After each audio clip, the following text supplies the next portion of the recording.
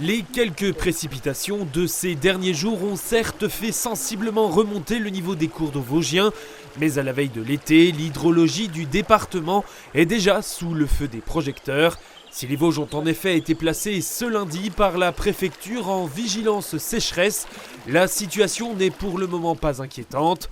En témoigne l'un des 30 points de contrôle visuel visités par les agents de l'Office français de la biodiversité, comme ce mardi dans les environs de Girancourt. À première vue, on a un débit satisfaisant, un niveau d'eau satisfaisant, donc j'aurais tendance à dire que le milieu est plutôt en bonne condition. Pour autant, il ne faut pas se réjouir trop vite et effectivement, le message qu'il faut faire passer, c'est attention. Les Vosgiens qui sont donc d'ores et déjà invités à faire attention à leur consommation. Premier indicateur préoccupant, un nombre important de cours d'eau qui avaient atteint la semaine dernière leur débit d'étiage. Comme sur ces images à Épinal où la Moselle ne dépassait pas les 5 mètres cubes par seconde. Au même endroit, 5 jours et quelques épisodes orageux plus tard, le niveau est remonté à 20 mètres cubes seconde. Mais pour combien de temps ?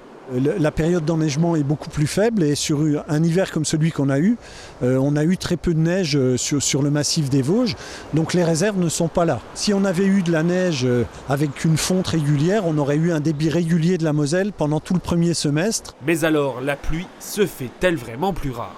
En termes de précipitations, il n'y a pas forcément de diminution des précipitations, c'est simplement qu'elles sont mal réparties au cours d'une année et même au cours d'une décennie. Une mauvaise répartition qui se constate aussi à l'échelle du territoire. Un peu plus de 2000 mm de précipitations cumulées en 2024 du côté de la Bresse, contre un peu plus de 1000 seulement du côté de Neufchâteau.